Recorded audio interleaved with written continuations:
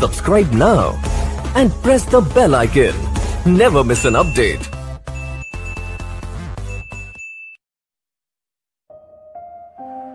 भक्त से प्रश्न ज्योतिष शास्त्र का भक्तों के लाइफ में क्या यूज है? उनका अभी बहुत ज्योतिष गणना आया है, भक्त लोग विश्वास कर रहे हैं। हाँ, तो इसका आंसर, सही आंसर ये है कि अगर भक्त हैं तो ज्योतिष क्यों है? क्यों ज्योतिष किस लिए है? इसका प्रश्न का उत्तर क्या है? ज्योतिष हमारे भौतिक परिस्थिति को ठीक करने के लिए है, और भक्ति क्या है? आध्यात्मिक क्रिया। दोनों अलग अलग चीजें हैं। अगर भक्त अपने भौतिक सुविधाओं को और भी एनहेंस करना चाह रहा है ज्योतिष के माध्यम से, तो उसके भक्त में क्वेश्चन मार्क है। क्यों? ज्योतिष क्या है? हमारे जो स्टार्स हैं, ग्रह नक्षत्र, उसका प्रभाव वो कैसे हुए हैं? कर्मों के प्रभाव से। हमारा संचित कर्म जो था अप्रारब्ध, उसके हिसाब से एक एक व्यक्ति के पास ऐसे कॉम्बिनेशन में ग्रह लोग बैठते हैं। तो मेन ग्रह कंट्रोल नहीं कर रहे, मेन कौन का कंट्रोल कर रहा है? कर्म। हाँ, भक्ति में आने के बाद दीक्षा लिया है तो ऑब्वियसली अपराध चला गया है, संचित कर्म भी नहीं है, कूट और बीज भी चेंज हो चुका है, प्रारब्ध जो है लैलट हो चुका था, फलोन्मुख, वो थोड़ा भुगतना है। हाँ, और भक्त लोग क्रियमान कर्म नहीं कर रहे हैं भक्ति के हिसाब से, टेंडर के हिसाब से। क्यों? वो लोग तो कर्तव्य कर्म कर रहे हैं, लोग तो अटैच्ड कर्म नहीं कर रहे हैं फल की आशा रख के। तो उसको नेक्स्ट जन्म में कर्म फल भी मिलने वाला नहीं है, सब सॉल्व हो चुका है। हाँ, और अप्रारब्ध नहीं है तो ग्रह का प्रभाव भी नहीं हो सकता, प्रभाव नहीं हो सकता। एकदम एकदम सिद्धांत बात है ना। उसका उदाहरण है हमारे अच्युत गुणान प्रभु, उसका साढ़े साथी चल रहा है,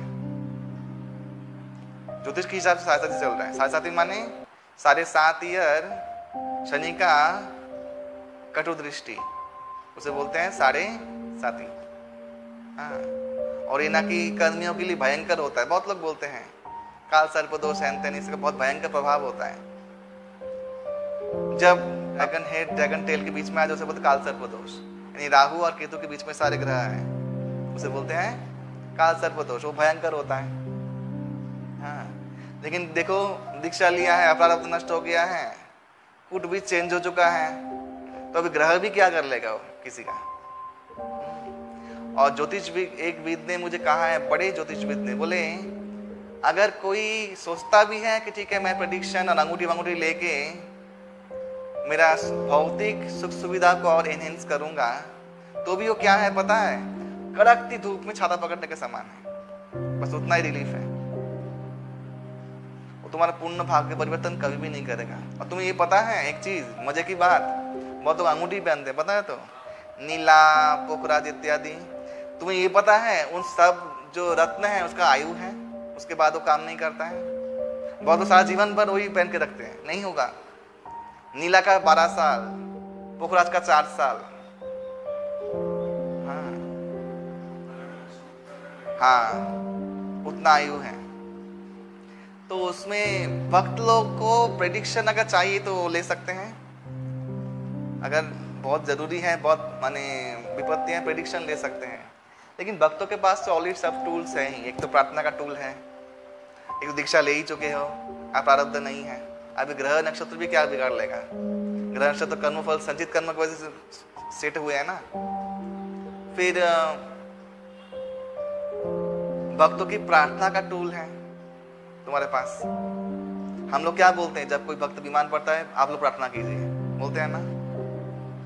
तो वो सब एक्सेस करे, ना कि ज्योतिष विद्या में घुस कर अंगूठी, ये क्रिया उधर, ये सब भक्तों के लिए नहीं है। क्योंकि अगर भक्त हो, भक्त क्लेम कर रहे हो अपने आप को, या भक्ति मार्ग में अनुशीलन कर रहे हो, तो ऑब्वियस तुम्हें ये दो कार्य तुम्हारे लिए तो है नहीं। एक तो भौतिक सुख सुविधा को एनहेंस करना, ये तुम्हें शोभा नहीं देता। हाँ, ये तुम्हारे लिए तो है नहीं। और दूसरा बात, तुम तो कर्तव्य कर्म कर रहे हो, फल की आशा तो तुम्हें चाहिए नहीं, तुम क्यों ज्योतिष के पास भी गए? एक क्वेश्चन मार्क। ये सब डिटेलिंग है। तो इसलिए उत्तर ये है कि भक्तों को ज्योतिष विद्या प्रेडिक्शन भले ही जान ले, लेकिन कभी भी उसके उपायों का अवलंबन नहीं करना चाहिए। उतना तक ही, हद तक ही। हमारे गुरु महाराज भी कहते हैं जब मैरिज करते हैं हम लोग, शादीशुदा माने, उसका बर्थ चार्ट देखते हैं, वो मिला हो ठीक है, लेकिन उस पर 10% फोकस करो। वो मिलाना जरूरी है, गुण गुण जानना ही तो ठीक है, उससे ज्यादा नहीं। क्योंकि दुर्भाग्य व्यक्ति भी आके भगवान के पास आके सौभाग्यवान हो जाता है, ये जान के रखो। तो बात कहते थे ना कि हाथ में ताली मारने से कीर्तन में हाथ की जो बुरी दिखाएं है वो नष्ट हो जाती है। हाँ, भगवान के भक्ति में इतना शक्ति है। और लास्ट वाला जो श्लोक है भागवतम का, प्रणामो दुख समनस्त्वम, अरे प्रणाम करने मात्र से सारे दुखों का नाश हो जाता है भगवान को। हाँ, तो और क्या चाहिए बस। और वो वाला फिलोसफी एवात्मकृतम विपाकम, हम लोग को उस पर फोकस ज्यादा करना है। जो भी है जैसा भी है, भगवान ने बहुत कुछ दिया है। हाँ, हम लोग आगे बढ़ना है, भक्ति करना है। ये जो भुगत रहा हूँ मेरा ही कर्म है, इस भगवान का दोष नहीं है। जैसे गोपियां का कष्ट नहीं था क्या? हाँ, बहुत कष्ट था गोपियों का, लेकिन कृष्ण से कभी कुछ मांगा नहीं जिंदगी में, सिर्फ प्रेम करती गई, सिर्फ प्रेम करती गई। हाँ, अरे वो लोग मथुरा इसलिए नहीं जाती थी अभिमान से, बोला हम लोग को भीख मांगे हैं, मथुरा जाएंगे उसके पास मांगने के लिए। वो सोचेगा, और वहाँ के शहर के लोग देखेंगे कि गांव के लोग आए हैं, देखो लोग कुछ मांगेंगे। हम लोग किसी से मांगते नहीं है। ये उनका अभिमान भी था उन लोगों ने, गोपियों का, ब्रजवासियों का। मथुरा वृंदावन कितना दूर है, जाके चल के जा नहीं सकते थे। भगवान राम को वानरों की सेना ने उसी खराब परिस्थिति में हेल्प किया था। हाँ? सेवा कर रहे थे भगवान का। विभीषण को निकाल दिया, विभीषण उसी परिस्थिति में आके सेवा किया। उसको क्या होगा आगे इसका परवाह नहीं है, तभी ना जाके वो लोग भगवान के पार्षद बन पाए। तो ये हम लोग को हमेशा ध्यान में रखना है। एक विशेष ज्ञान है, विशेष विज्ञान है।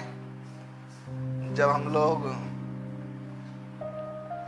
भक्ति के परिपक्व अवस्था में आते हैं, तब हम लोग की स्थिरता प्राप्त होती है। स्थिरता बहुत जरूरी है भक्ति मार्ग में। कभी भक्ति में सपने देखना नहीं चाहिए कि मैं ये करूंगा तो मेरा ये हो जाएगा, नहीं। भक्ति में दैन्य बोध होना चाहिए, और हाँ, सपना होना चाहिए लालच समाई कि मैं भक्ति में भगवान के लिए और क्या सेवा करूंगा, उसका सपना देखना चाहिए। भगवान खुश होंगे, तुम्हें जो देना है भगवान तुम्हें जरूरत पूरा करेंगे अवश्य, ये याद रखना। भगवान एक एक व्यक्ति जरूरत पूरा करता है, तुम्हारा भी करेंगे, ये ज्यादा जरूरत पूरा नहीं करेंगे। एक होता है जरूरत, एक होता है क्या, ज्यादा जरूरत। ज्यादा जरूरत का लेवल क्रॉस नहीं करना है, तब भगवान न्यूट्रल हो जाएंगे। हाँ। तो बहुत लोग भक्ति में आके आस्था खो ही देते हैं, क्योंकि उनका मेंटेलिटी वही रहता है। उनको सिर्फ भक्ति करने आई है मांगने के लिए, लेकिन भक्ति तो है वो है ही नहीं। भक्ति की परिभाषा है प्रेम और सेवा। माने क्या, उसमें लेन देन नहीं है, बिजनेस नहीं है, उससे प्रेम है, यही भक्ति है। तो अपने आप को भक्त बोलने से बस और बात सोचना है कि मैं भक्त हूं, तो ये बुद्धि है तो मेरे में। सिर्फ भगवान की सेवा, भगवान को सुख प्रदान करने के लिए सोचना, इसे ही बोलते हैं भक्ति, केवल भक्ति। और भगवान तुम्हें उद्धार करके भगवत धाम ले जा रही है, कम चमत्कार है क्या? तुम्हारा कूट और बीज नष्ट हो गया, कम चमत्कार है क्या? ये कम बात समझते हो क्या? हाँ, टेंडेंसी जो चेंज हो गया है हम लोगों का, एक कम बात है क्या? नहीं, ये बहुत बड़ा बात है। चिंता करना कैसे छूट गया हंसते खेलते।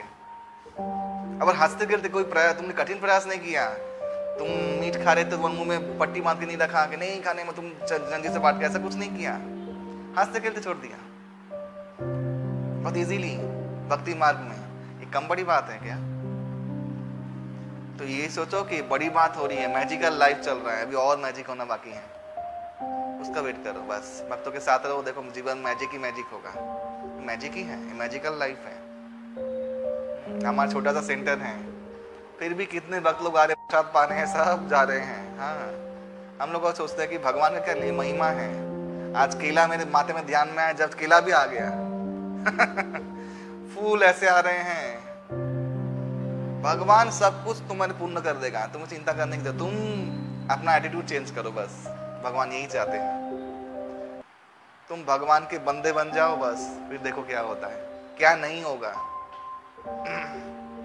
सब कुछ होगा।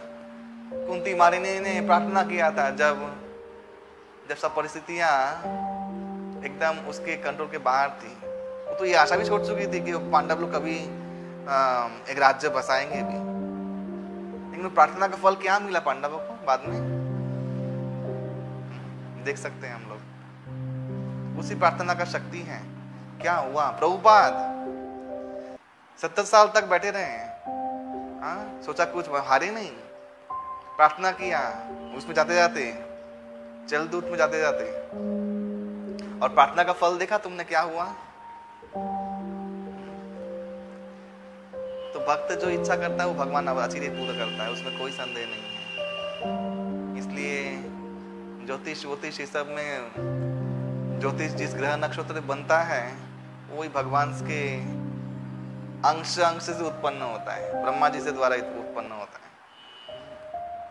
तो भगवान जिसके लाइफ में, उसके लाइफ में सिर्फ भगवान ही कंट्रोल करते हैं और कोई नहीं। ये प्रभुपाद ने परपोर्ट में लिखा है ना कि उसी जो प्रारब्ध कर्मों के भगवान तब यूज करना शुरू करते हैं। तब वो ये नहीं समझना चाहिए कि वो प्रारब्ध कर्म उसका कर्मी वाला प्रारब्ध कर्म है, या वो जो दुख भोग कर रहा है वो वैसा दुख भोग हो रहा है जो प्रारब्ध कर्म लोग भोगते हैं, कर्मी लोग भोगते हैं। ऐसा नहीं समझो, भगवान कर रहे जानबूझ के। तब भगवान के कंट्रोल में आ गया है। तब और कौन ग्रह और कौन नक्षत्र और क्या, कोई नहीं बिगाड़ पाएगा कुछ भी।